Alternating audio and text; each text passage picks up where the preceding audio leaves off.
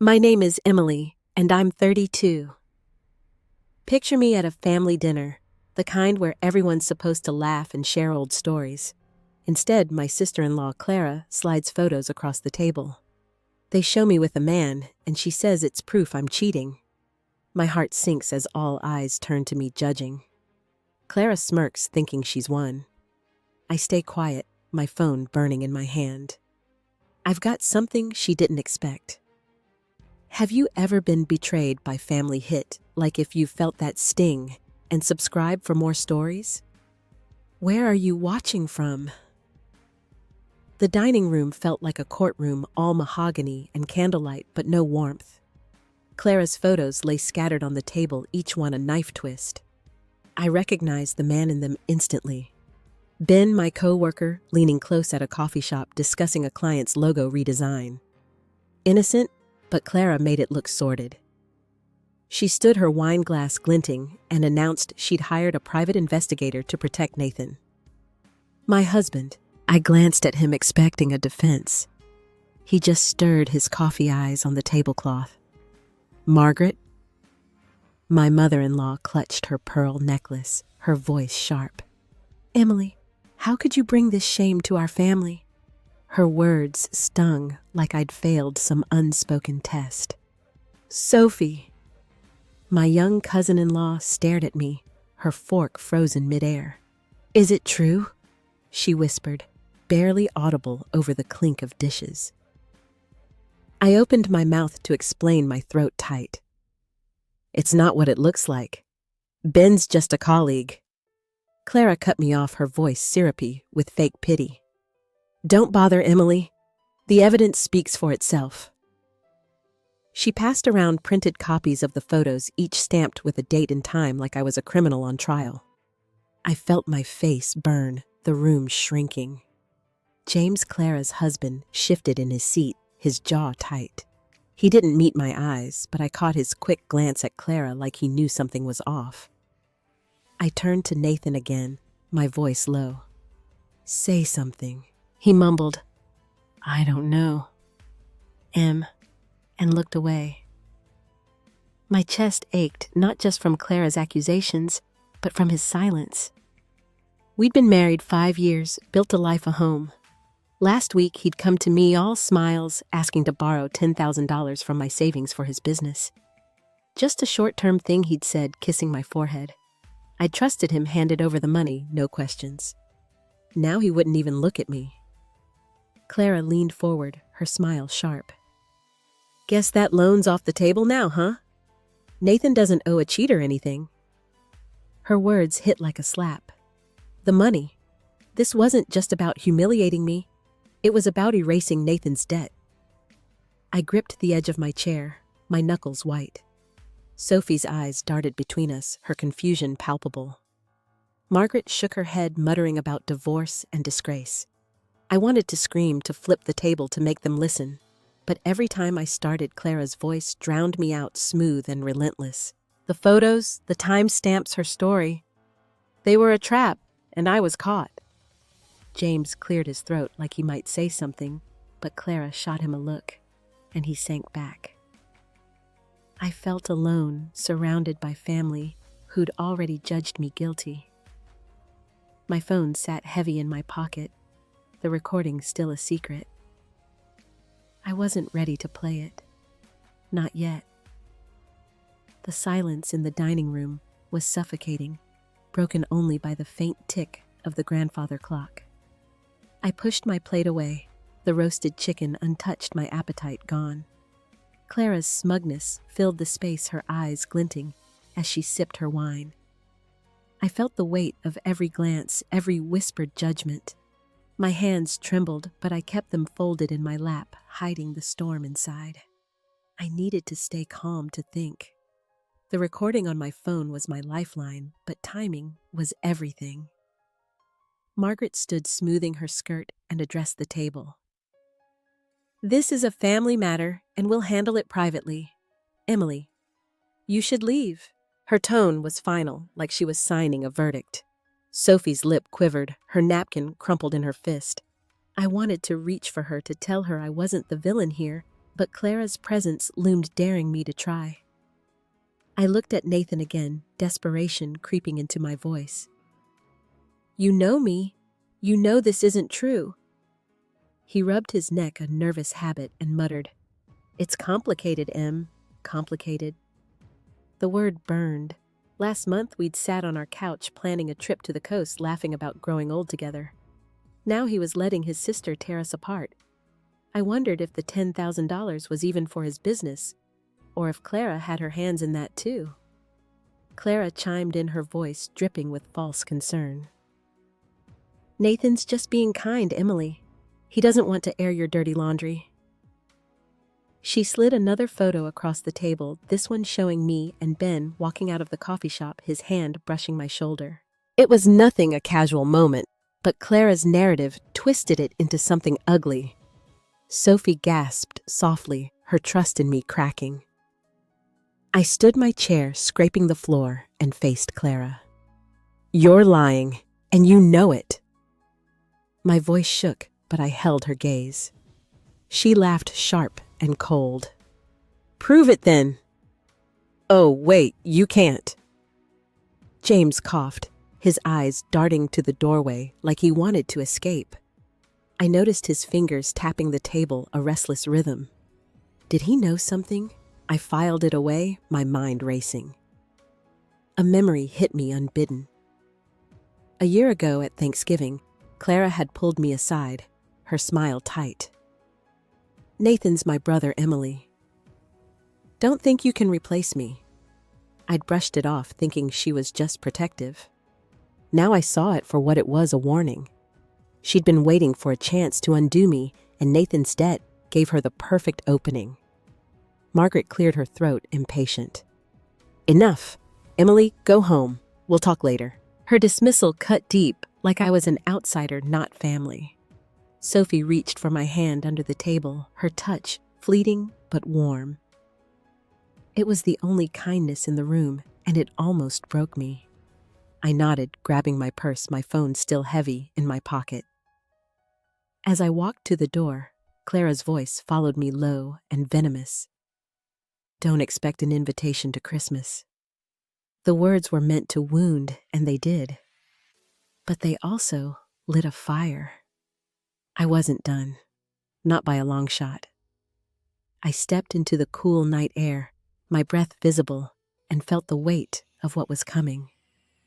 Clara thought she'd won, but she'd underestimated me. The cool night air hit my face as I left the house, but it did nothing to calm the fire in my chest. I slid into my car, the leather seats cold, and gripped the steering wheel until my knuckles ached. Clara's parting shot about Christmas echoed in my head, each word a fresh wound.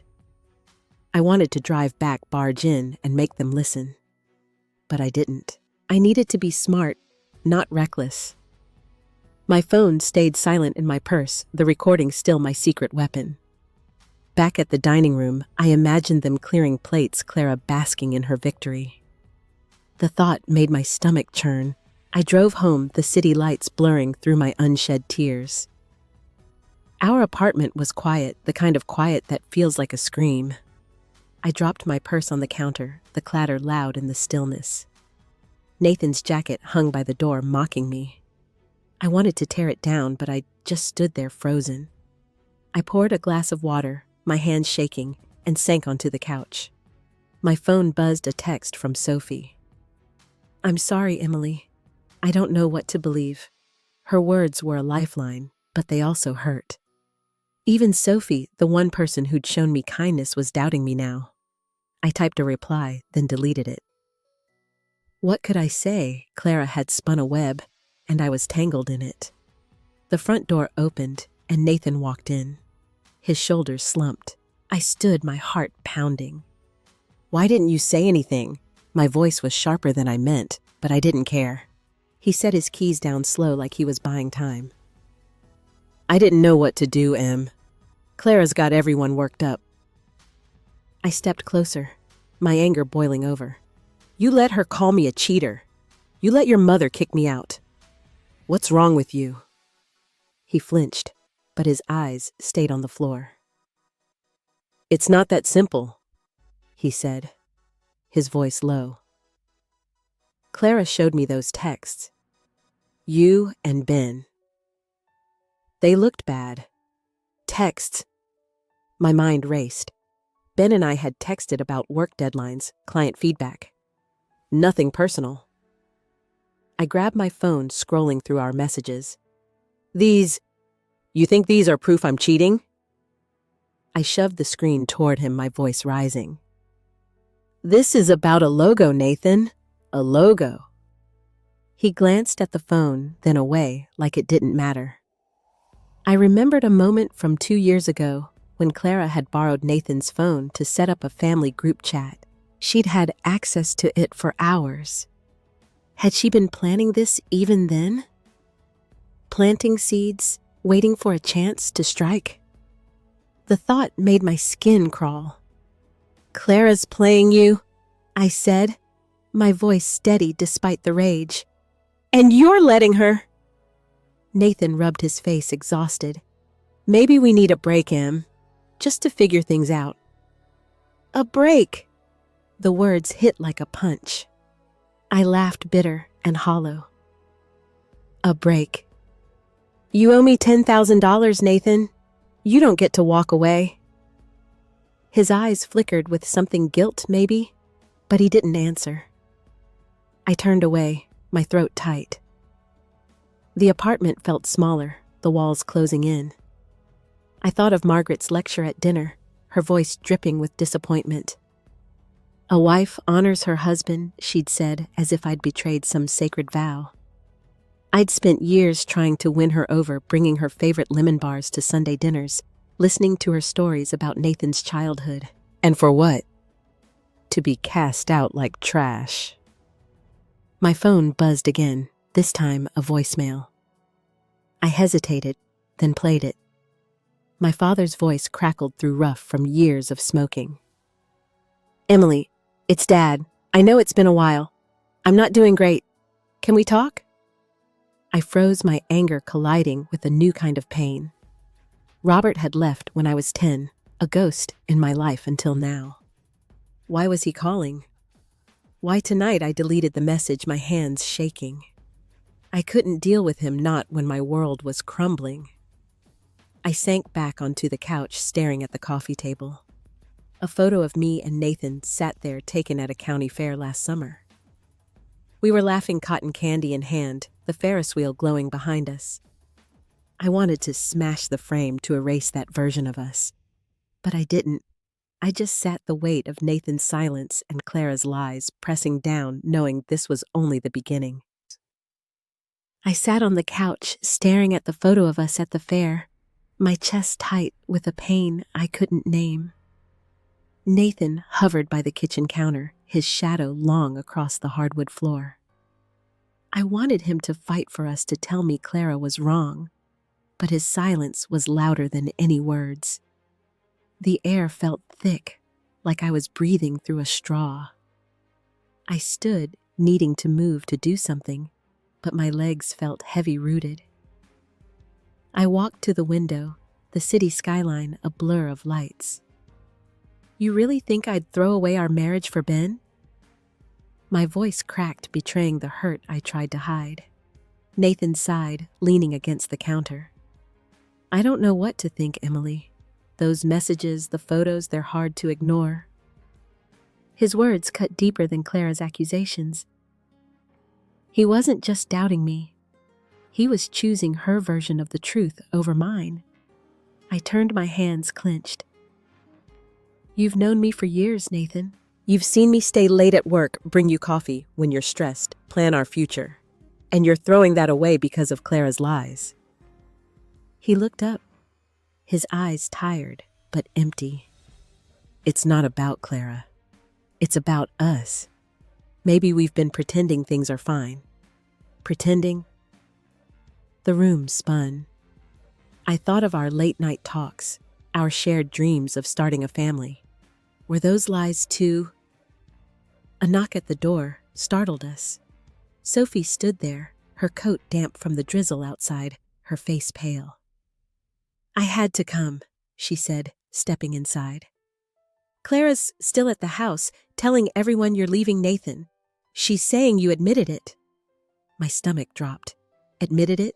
Clara was rewriting reality, and the family was eating it up. Sophie's eyes were wide, searching mine. You didn't write. Tell me you didn't.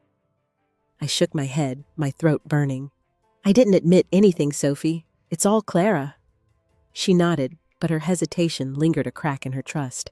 I wanted to hug her, to anchor myself to her small act of faith, but Nathan's presence held me back. He cleared his throat. Sophie, maybe you should go. This is between me and Emily. His tone was gentle, but it felt like another betrayal, pushing away the one person who might believe me. Sophie hesitated, then squeezed my hand. I'll call you tomorrow, okay? She left the door clicking shut, leaving me with Nathan and the suffocating quiet. I turned to him, my voice low. You're letting her destroy us. You see that, don't you? He ran a hand through his hair, exasperated. Clara's just looking out for me. She's family. Family. The word stung like I wasn't part of it, like I'd never been.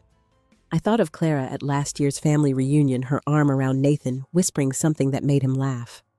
I'd felt a pang then, a fleeting sense of being an outsider. Now I saw it clearly. She'd always wanted him to herself, her little brother under her thumb. The $10,000 wasn't just a debt. It was her leverage, her way to break us. And Nathan was letting her. My phone buzzed on the counter, a notification from work. I ignored it, but it reminded me of Ben, of how Clara had twisted our friendship into something ugly. I'd texted him yesterday about a client's feedback, a quick exchange about font sizes. How had Clara gotten those messages? Had Nathan given her his phone, or had she taken it? The thought of them conspiring behind my back made my skin crawl. I walked to the bedroom, needing space, but Nathan followed. We need to talk, Emily. Really talk. His voice was softer now, almost pleading, but it felt hollow. I stopped in the doorway, my back to him. Talk. You didn't talk when your mother called me a disgrace. You didn't talk when Clara waved those photos around. Why now? He didn't answer, and the silence was worse than any excuse. I sank onto the bed, the quilt my grandmother made soft under my hands. I thought of her strong and stubborn, raising me after my father left. She'd have told me to fight, to not let Clara win. But I felt so tired, so small. Nathan stood in the doorway watching me, and for a moment, I saw the man I'd married, kind, funny mine. Then I remembered his words at dinner, his refusal to stand up for me, and that man vanished. Clara's voice echoed in my mind, her smug whisper about Christmas, her certainty that I'd crumble. I wanted to prove her wrong, but the weight of the night pressed down heavy and relentless. Nathan took a step toward me, his mouth opening, but I held up a hand. Don't. I said, my voice barely a whisper. Just don't. He stopped, and the distance between us felt like a chasm, wide and unbridgeable. The bedroom felt like a cage, Nathan's silhouette in the doorway, a reminder of everything unraveling. I stood brushing past him, my heart hammering. I'm going back, I said, my voice steady despite the chaos inside. He grabbed my arm, gentle but firm. Emily, don't. It's late. I shook him off, grabbing my keys. I'm done letting Clara control this. His eyes widened, but he didn't follow. I drove to my in-laws' house, the streets slick with rain, my pulse racing. The dining room was warm with candlelight when I walked in. The family gathered for a toast. Clara stood at the head of the table. Her glass raised, her silver bracelet catching the light. To family loyalty, she said, her voice smooth and cutting out liars. The words were a blade meant for me. Glasses clinked, but I stayed in the doorway unnoticed, my hands trembling. Sophie spotted me first, her eyes wide, her dessert fork frozen. Margaret set her glass down, her lips tight. Emily, you were asked to leave. Her tone was ice, but I didn't move. Clara smirked, stepping closer, her heels clicking on the hardwood. Back for more embarrassment? She asked, loud enough for everyone to hear. James shifted in his seat, his fingers drumming a nervous tick I hadn't noticed before. Nathan wasn't there, and his absence felt like another betrayal. I took a breath, my voice low but clear. You've had your say, Clara. Now it's my turn. The room stilled, forks pausing, eyes turning. Sophie clutched her napkin, her face pale. Clara laughed, sharp and dismissive. What more excuses? Save it. But I saw a flicker in her eyes, a crack in her confidence. I stepped forward, my phone heavy in my pocket, the recording burning a hole in my thoughts. Clara raised her voice, addressing the table. Emily's here to deny what we all know. She's been sneaking around in Nathan's debt to her. It's void. I found the loan agreement and it's clear infidelity cancels it. She pulled a folded paper from her purse, waving it like a trophy. My stomach lurched. A loan agreement? I'd never signed anything like that. Was it forged?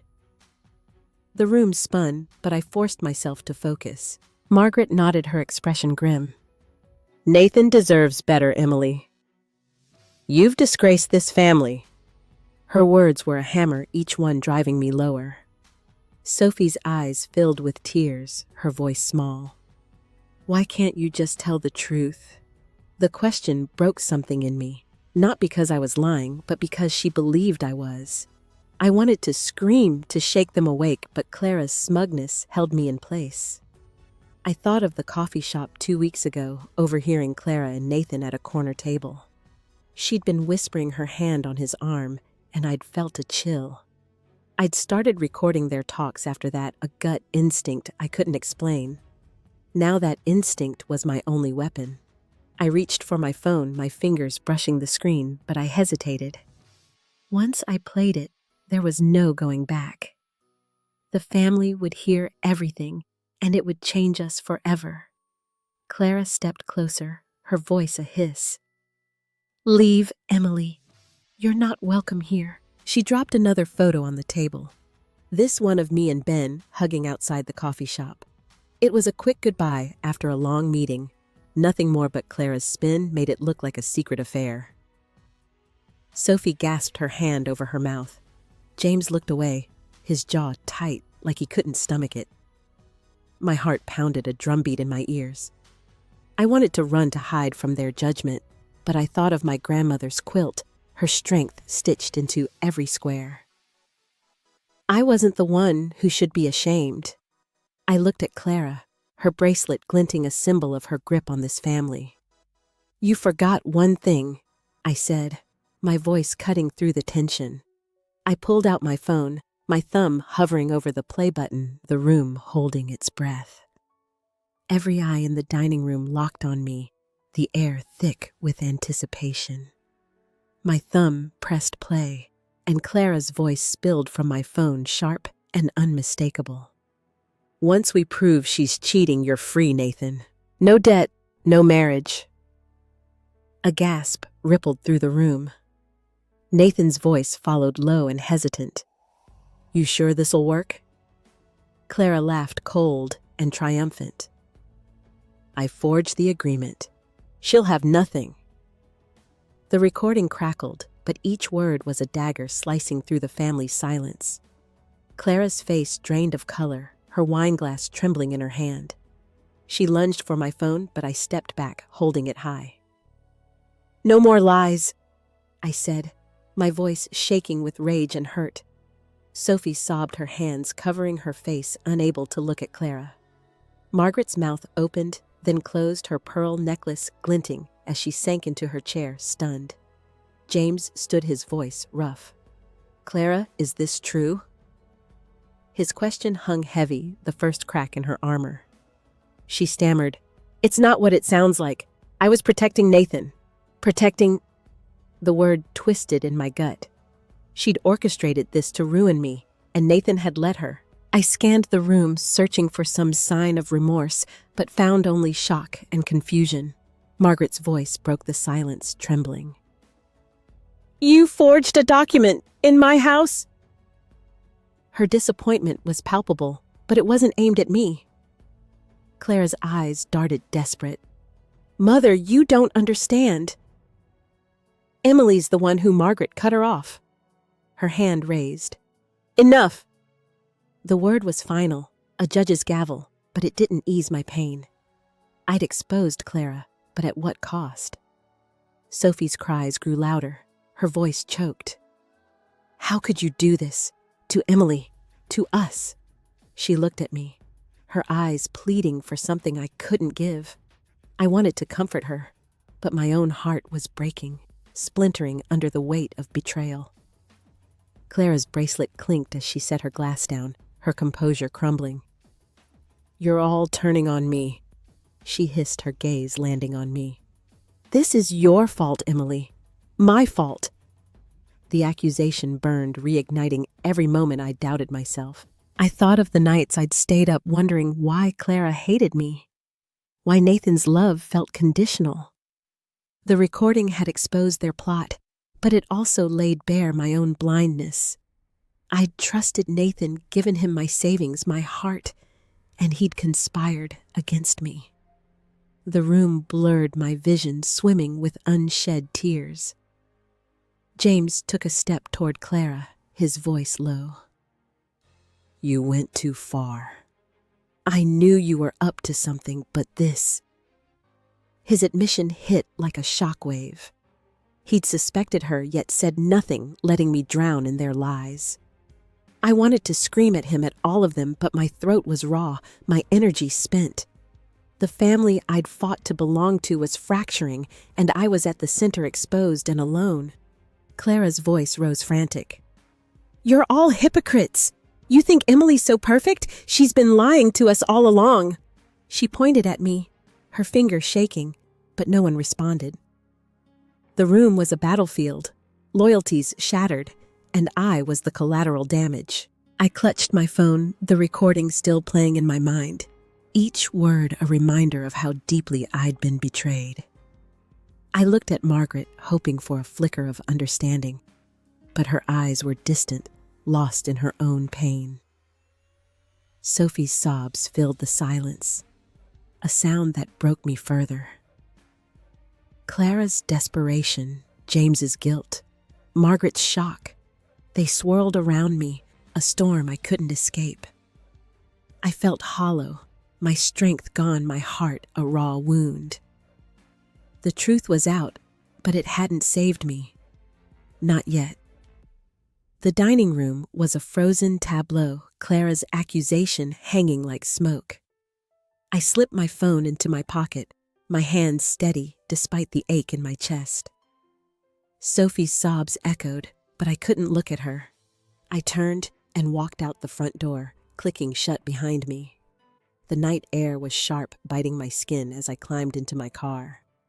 I drove home, the city a blur, my mind racing. Clara's lies had torn me open, but I wasn't done. Not anymore. Our apartment was dark when I stepped inside, Nathan's jacket still by the door. I ignored it, heading straight for my laptop. I pulled up my bank records, every transaction from the $10,000 I'd given him. My savings, years of late nights and freelance gigs handed over because I believed in us. Now it was evidence. I printed the statements, my hands moving with purpose, each page a step toward reclaiming my voice. I thought of Clara's forged agreement, her smug certainty that I'd crumble. She was wrong. I grabbed my phone and called Karen, a lawyer I'd met through a client. Her voice was calm, professional, as I explained the recording, the photos, the loan. "Can you come by tomorrow?" she asked. "Bring everything." I agreed, feeling a spark of control flicker to life. For the first time that night, I wasn't just reacting. The doorbell rang, startling me. Sophie stood there, her eyes red, her coat buttoned wrong. "I couldn't stay," she said, stepping inside. "Clara's still trying to twist it, saying you faked the recording." Her voice broke, but she straightened, her jaw set. "I believe you, Emily. I'm so sorry I doubted you." Her words were a balm soothing the raw edges of my hurt. I hugged her tight and briefed my throat too tight to speak. We sat on the couch, the bank statements spread out like a map. Sophie's eyes widened as she saw the numbers. He borrowed all this. And Clara knew. I nodded, my voice low. She used it to trap me. But I'm not letting her win.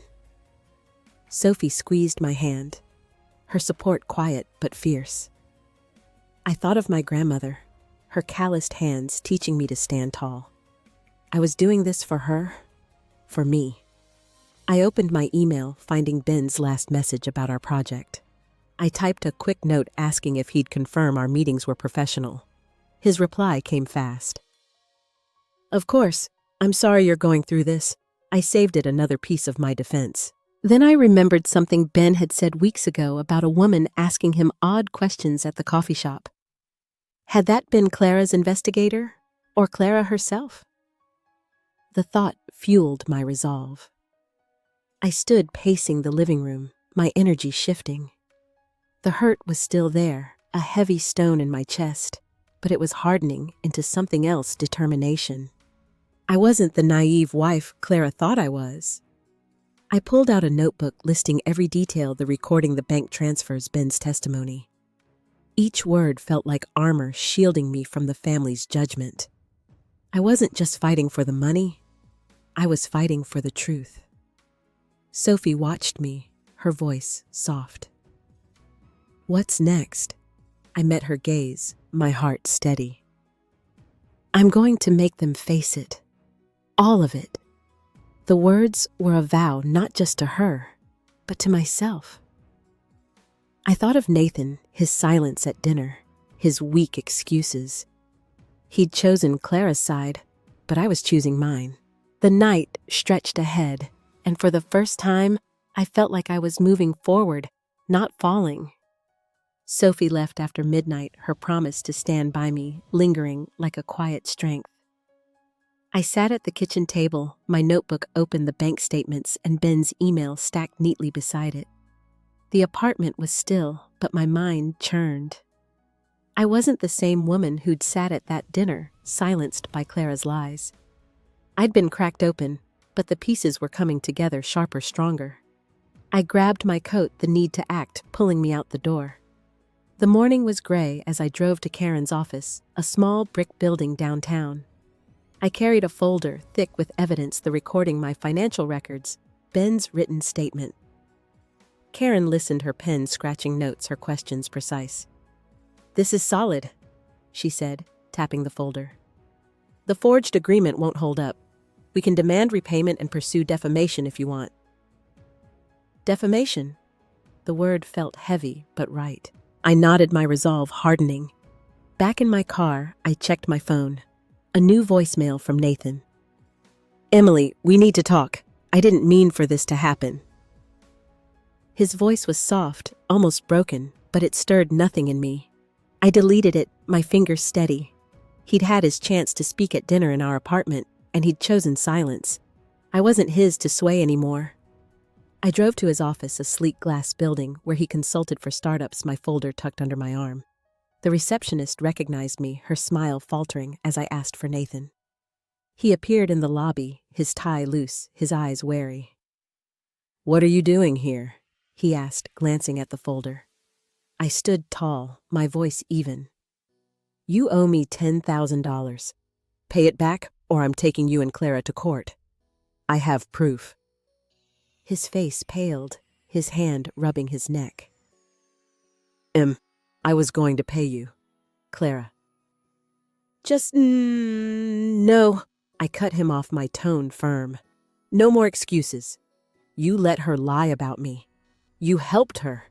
This ends now. I handed him a copy of the bank statement, my signature clear on the transfer. He stared at it, his shoulders slumping. I didn't want it to go this far, he mumbled. I didn't respond. His regret was too late, too small. As I left, my phone buzzed. A text from Clara. You think you're clever.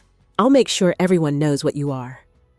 The threat was desperate, but it lit a fire. I hit record, saving her message, another piece of her unraveling. I thought of my grandmother's voice, steady and sure, telling me to hold my ground.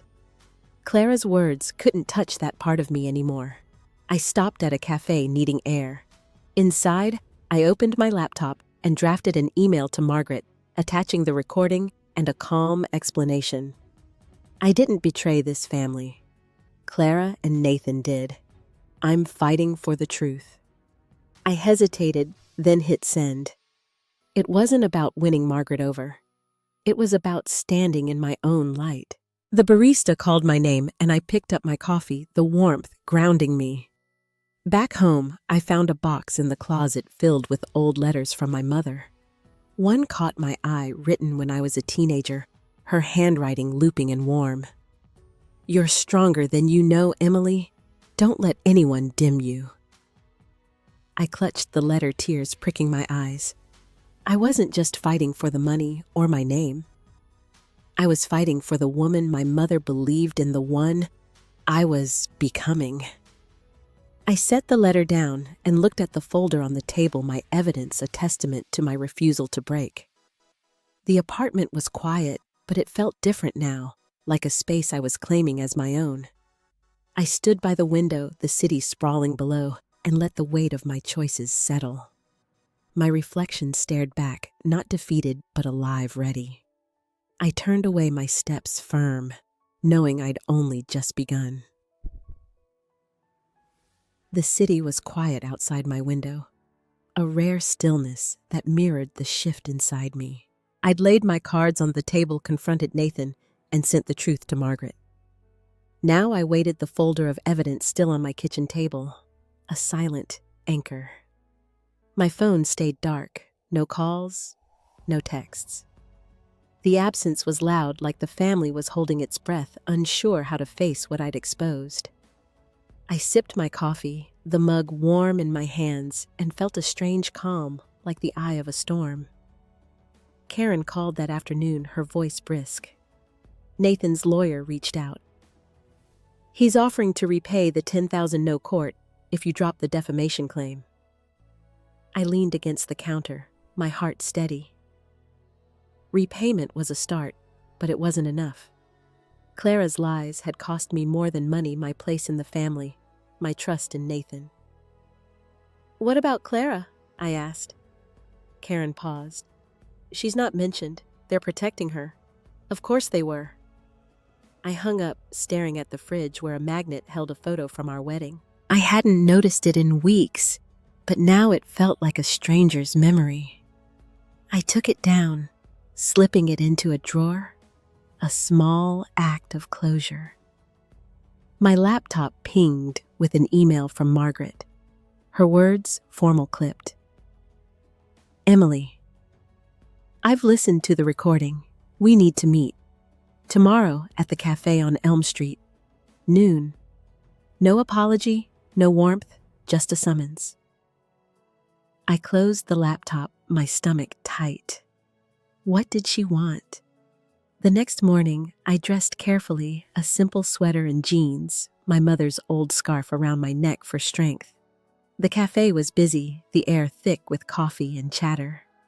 Margaret sat by the window, her posture rigid, a cup of tea untouched before her.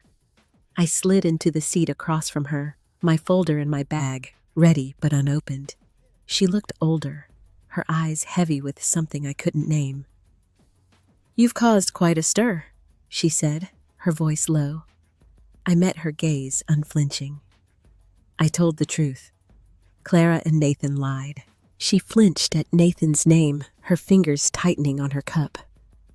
Clara's always been protective of him, she said, almost to herself. But this, it's too much. Her admission was small, but it cracked the wall between us. I waited, letting her words settle my silence, a demand for more. She looked away out the window, her face etched with regret. Sophie texted as I sat there, her message short. Clara's losing it. She's telling everyone you're out for revenge. I pictured Clara at the family home, pacing her bracelet, jangling her control, slipping. The thought brought no joy, only a dull ache. Sophie added, I posted about it online. People are on your side. I stared at the words, surprised. Strangers' faceless names were rallying for me. It felt strange, like a lifeline I hadn't asked for. Margaret cleared her throat, pulling me back. James spoke to me last night. He said Clara's been manipulating him for years, small things, money favors. He didn't see it until now. Her voice trembled, betraying the weight of her son-in-law's confession. I leaned forward, my voice soft but firm. She manipulated all of us. And Nathan let her. Margaret's eyes met mine, searching, but she didn't respond. The cafe hummed around us, oblivious to the fracture in her world. I thought of the shelter I'd researched last night, a place for women starting over. I'd decided to donate part of Nathan's repayment, a way to turn my pain into something good.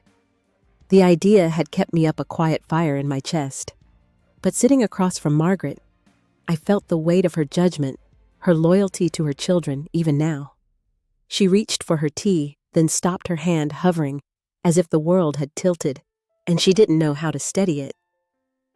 Margaret's hand lingered above her tea, frozen, as if touching the cup would make this real. I sat across from her, the cafe's hum, a distant pulse.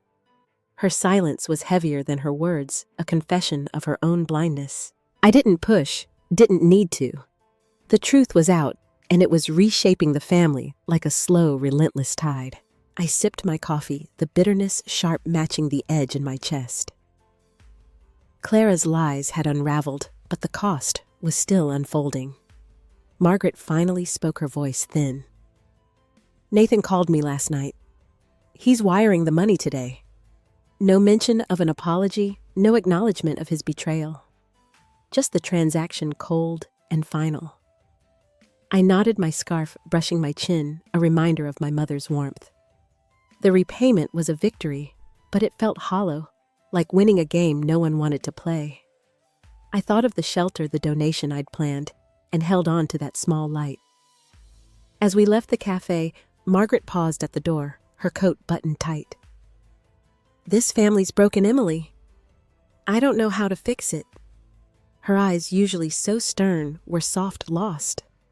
I wanted to feel sorry for her, but I couldn't. She'd chosen Clara and Nathan over me, and that choice lingered, a quiet wound. I walked to my car, the pavement slick from morning rain, and didn't look back. At home, I checked my bank account. The $10,000 was there, a stark number on the screen. I transferred half to the shelter, my fingers steady, the act grounding me. The rest, I'd save a buffer for whatever came next. My phone buzzed, a message from James. Clara's gone quiet. She knows she's lost us. No apology from him either.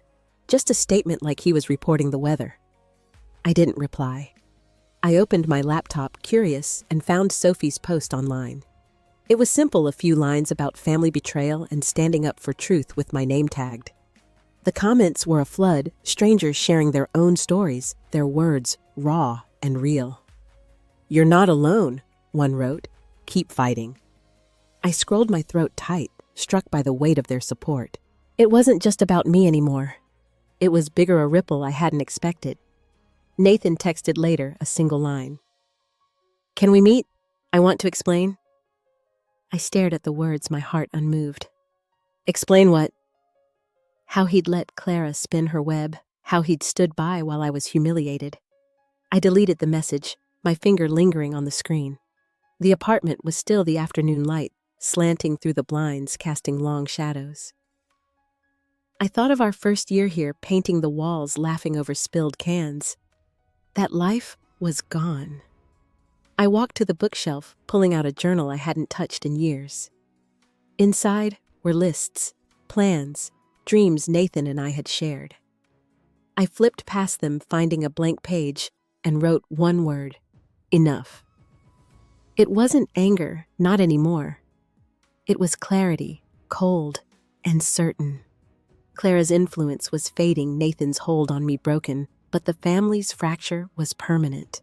I closed the journal, my breath slow, and felt the weight of that truth settle heavy and final. The morning sun filtered through my kitchen window, soft and golden, warming the counter where I'd set a small clay pot. I sprinkled basil seeds into the soil, my fingers careful, the act simple but deliberate. The apartment felt different now, not just a space I shared with Nathan, but mine. I'd hung new curtains, their cream fabric swaying in the breeze, and cleared out his books from the shelf. Each change was a quiet claim, a way of rooting myself in a life I was building alone. I sipped my tea, the steam curling upward, and thought about the past week. The money was back, Clara's lies exposed, but the scars lingered faint but real. I wasn't angry anymore, not like before. The rage had burned out, leaving something clearer like glass after a fire. I opened my laptop, checking the blog I'd started on a whim. It was just a few posts, raw thoughts about betrayal and rebuilding, but the comments kept growing. People I'd never met shared their stories, their words weaving a thread of connection I hadn't expected. Sophie knocked on my door around noon, her smile hesitant but warm. She carried a paper bag, the scent of fresh muffins spilling out. "I baked these," she said, setting them on the counter. "Figured we could use something sweet." I hugged her, grateful for her presence, for the way she'd chosen me when the family hadn't. We sat at the table, the muffins crumbling between us, and talked about small things, her new job, a movie she loved. It felt normal, a gift after so much chaos. She glanced at the basil pot, curious. "You're gardening now?" I nodded, brushing dirt from my hands. "It's something to care for, something that grows." She smiled, understanding.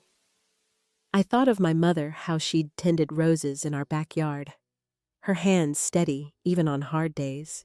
I hadn't inherited her green thumb, but this was a start, a way to nurture something without fear of it breaking. Sophie's voice softened. "I'm done with Clara. I told her I need space." Her words were firm, a decision she'd wrestled with. I looked at her, seeing the girl who'd cried at that dinner now stronger, her eyes clear. "You inspired me, Emily. Watching you fight it made me want to stand up too." Her honesty caught me off guard, a warmth spreading in my chest. I hadn't set out to be anyone's example, but here we were, two women finding our way. I stood to refill our tea, my movements slow, deliberate.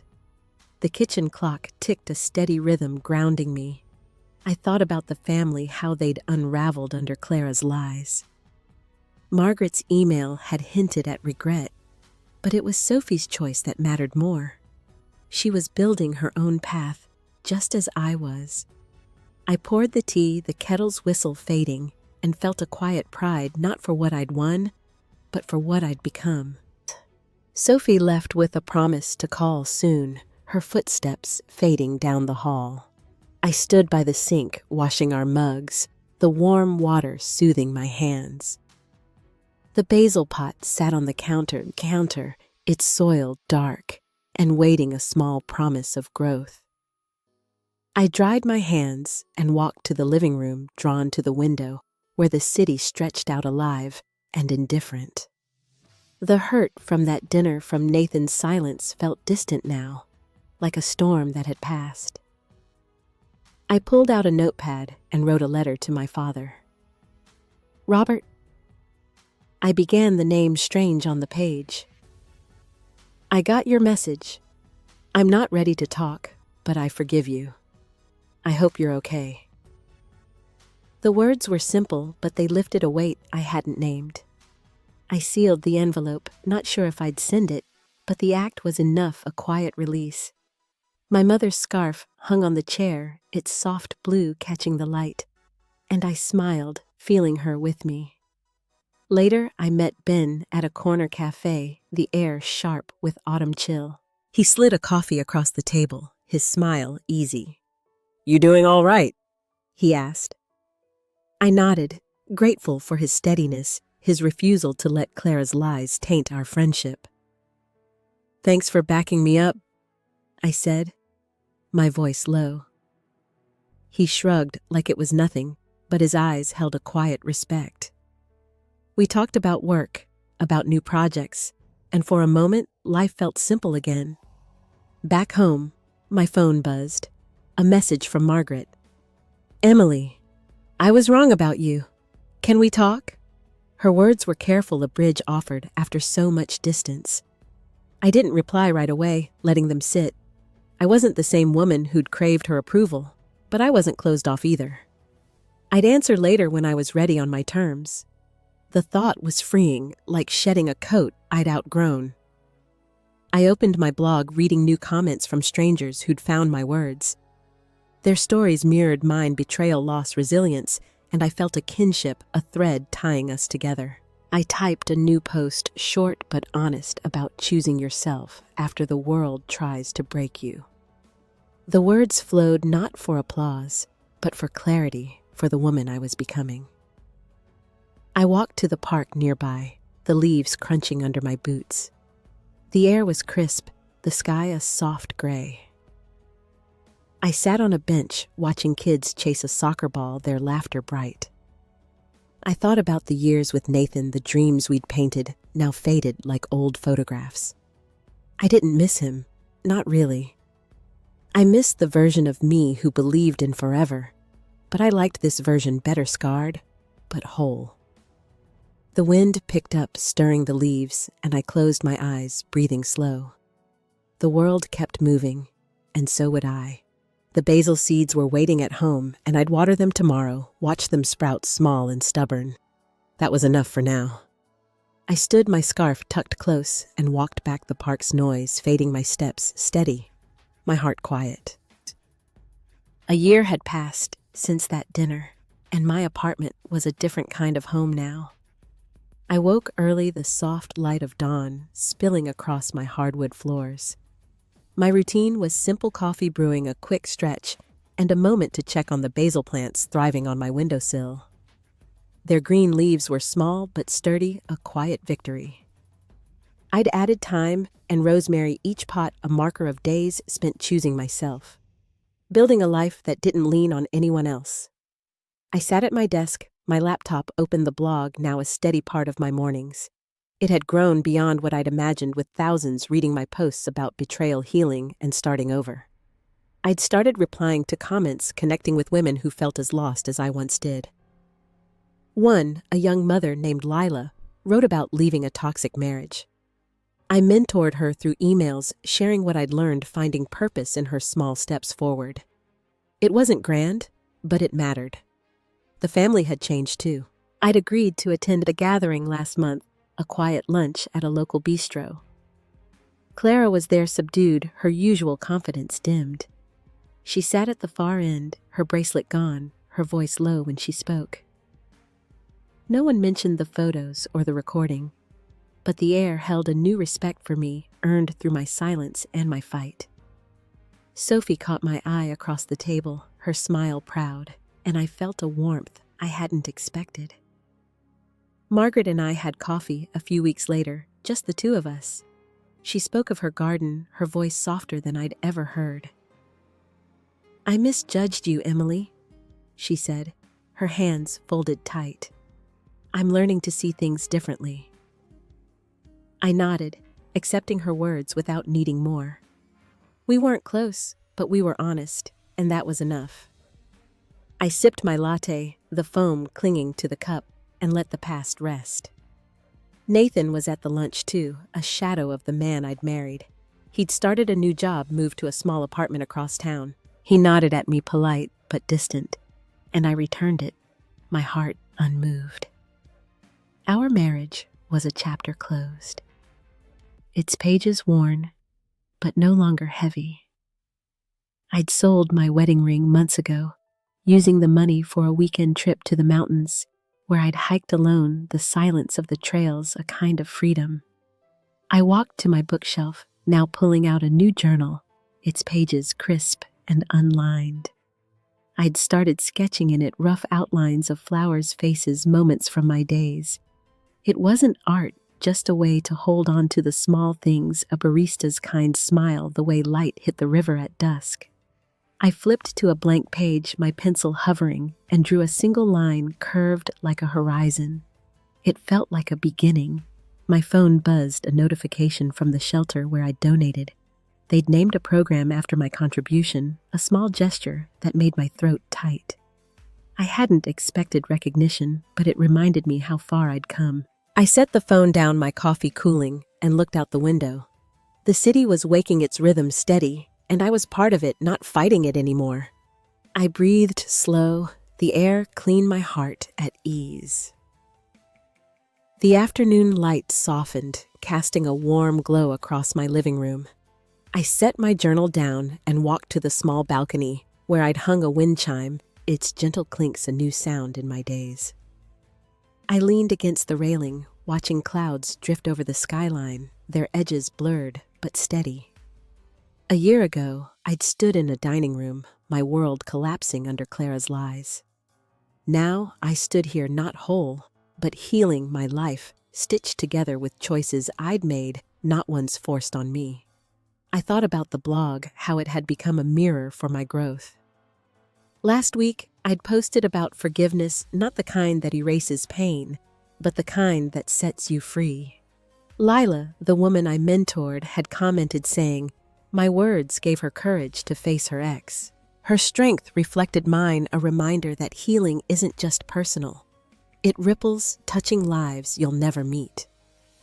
I wasn't a hero, just a woman who'd learned to keep walking. The family lunch had shown me something else. Clara's quietness wasn't defeat. It was her own reckoning, one I didn't need to witness. Sophie's pride, Margaret's honesty, even Nathan's distance, they were their own stories, now separate from mine. I'd spent years trying to fit their mold to be the perfect wife, the perfect daughter-in-law. But perfection was a trap, a lie that kept me small. Letting it go was like opening a window, letting fresh air into a room too long closed. I stepped inside, noticing a candle on my coffee table, a gift from a coworker. I lit it, the flame small but steady, its vanilla scent curling through the air. It was a tiny ritual, one of many I'd built, watering plants, sketching, writing. These weren't grand gestures, but they were mine, anchors in a life I trusted again. I thought of my mother, her laughter in our old kitchen, and realized I carried her resilience, not just her scarf. She'd have liked this version of me. The lesson came to me slowly over months of quiet mornings and hard nights. Betrayal doesn't define you. It reveals you. Clara's lies, Nathan's silence, they showed me my own strength, my capacity to stand alone and still choose kindness. I didn't need their approval to know my worth. I'd learned to hold my pain gently, to let it teach me without breaking me. That was the gift of surviving not a perfect life, but a real one, messy and mine. I sat on the couch, the candle flickering, and felt a peace that wasn't loud or certain, but enough. The world outside hummed, and I was part of it, not fighting or hiding, just living. I'd been cracked open, but the light had found its way in, and I was grateful for every scar that let it through. What's a moment that showed you your own strength?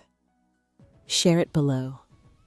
I'd love to hear your story. If this journey resonated with you, please like and subscribe to join me for more. Share it with someone who needs to hear it. Thank you for listening, for being here. Here's to healing, to finding your light, and to moving forward one step at a time.